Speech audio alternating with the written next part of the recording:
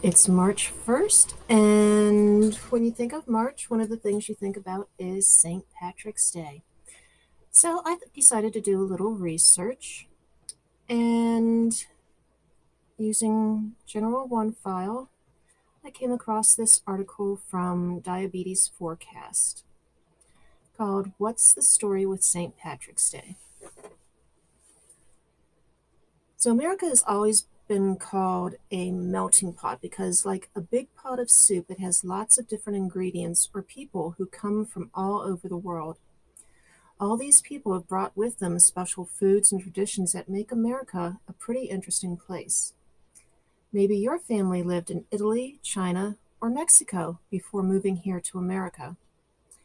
If your family is from Ireland, then this is your month, because March 17th is St. Patrick's Day. St. Patrick's Day started out as a holiday for people in Ireland. They're called the Irish. But now it's celebrated by people all around the world. So who was St. Patrick? St. Patrick was a real person who was born in Britain more than 1,500 years ago. When he was 16, his village was attacked by pirates and he was captured. The pirates sold him into slavery in Ireland. There he took care of his master's sheep. He had lots of extra time to think, so he prayed a lot. After 6 years, he escaped from slavery and he left Ireland and studied religion. Later, he decided to move back to Ireland to preach about God. He was arrested many times because some people did not like what he had to say. But he also made many friends. He set up schools and churches and became one of the most important people in Ireland's history. He died on March 17th, which is why people celebrate him then.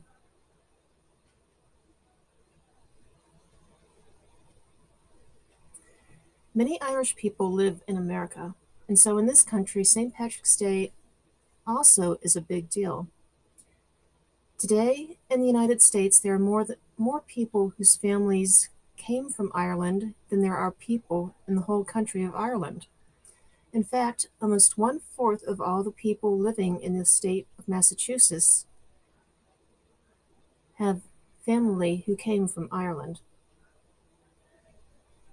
So on St. Patrick's Day, American cities like Boston have special parades. Marching bands play Irish music and people wave Irish flags. Sometimes the band members wear kilts and play bagpipes. Some cities like Chicago even dye the rivers green.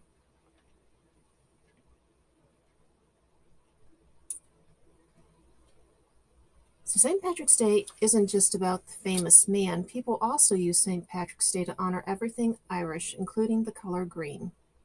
Why green?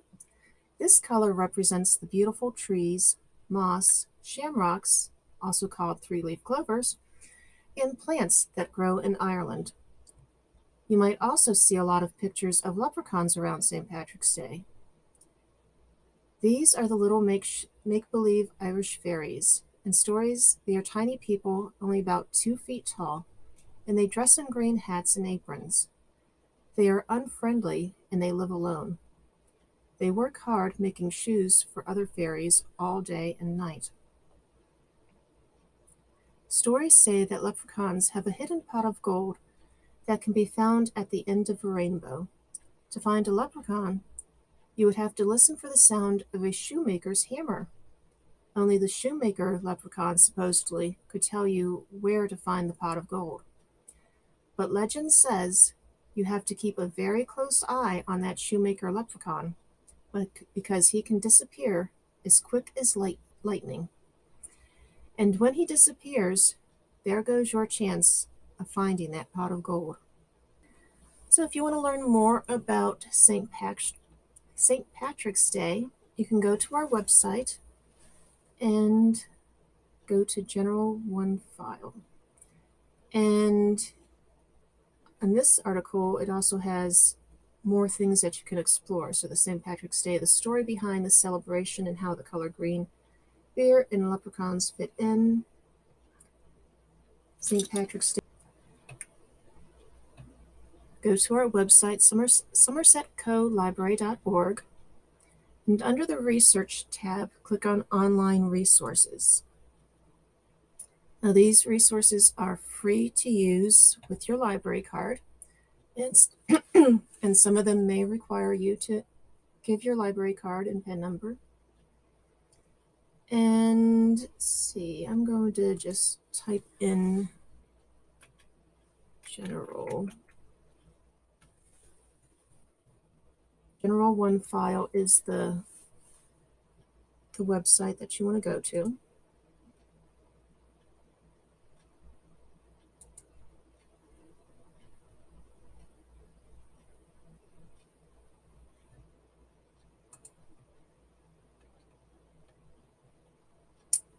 And you just click on the General One file icon and type in Shamrocks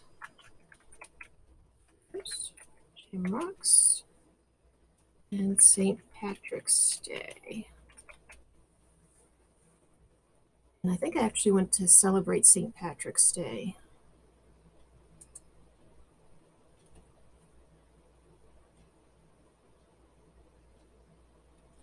And you can see there's magazines, academic journals, books, newspaper articles, images.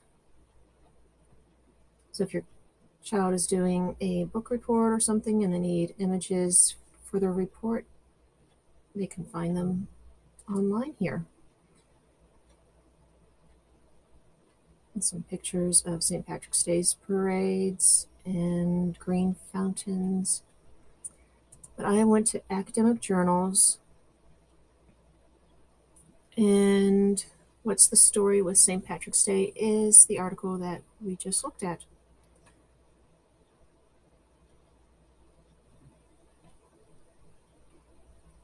So please check out our website and the resources that we have available for you.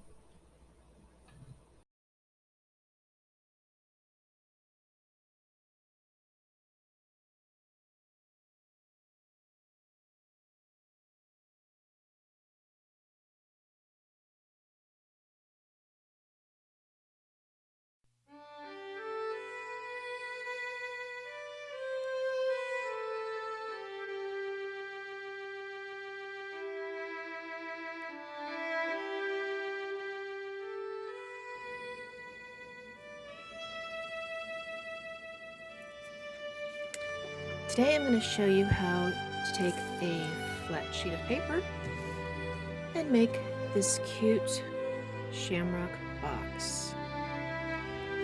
So the first thing I did was to cut out my pattern using our silhouette that we got. And it's made up of tabs and has some perforations and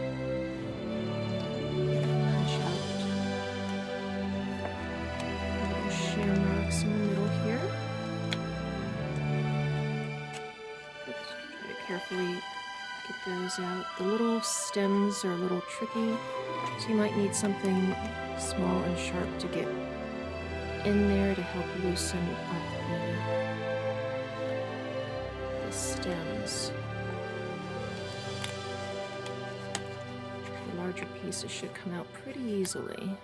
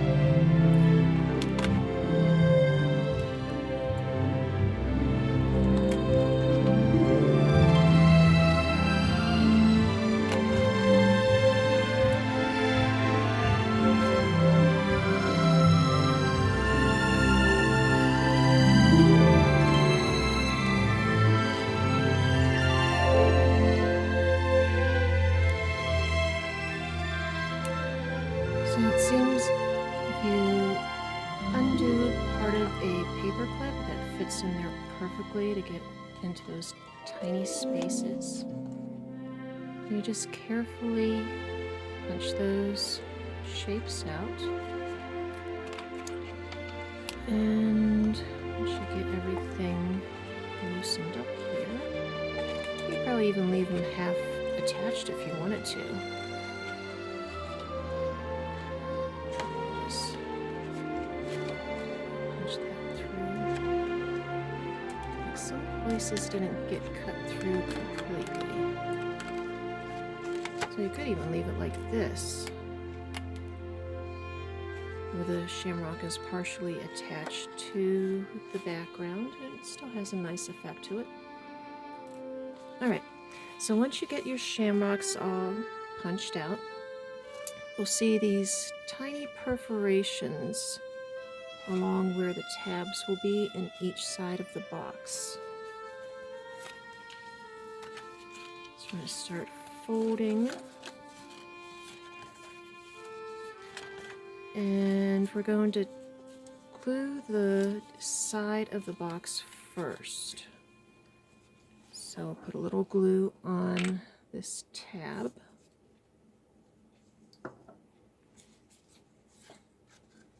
And make sure everything's lined up.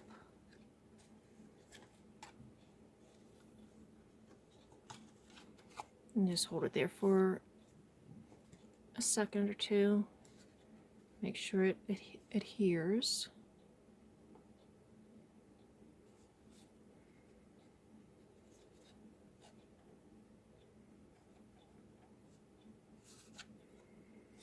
Okay, now we need to form the bottom of the box. So we have our 4 tabs here on the bottom.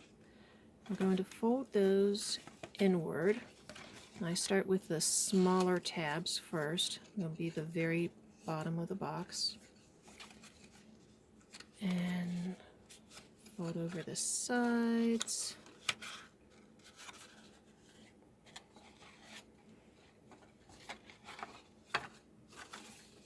Okay, and then on the last side that I fold over, I'm going to put some glue.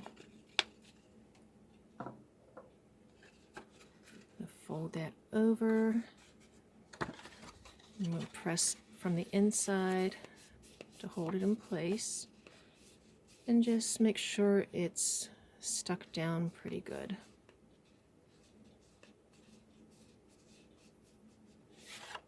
Okay, we have our bottom and our sides. And then lastly, we have these tabs at the top here. And we're going to have it so that the 2 sides connect, and then they form this shamrock here.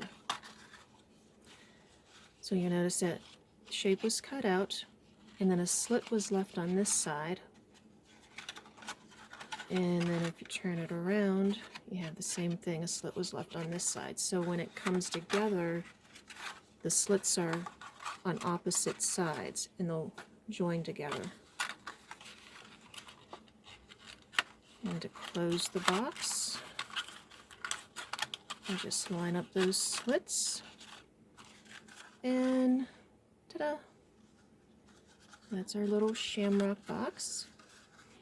And we have kits available here at the library, so you can stop by and pick up a kit or 2. It's a fun family activity. And then you can put like some gold coin candies inside or something festive for St. Patrick's Day.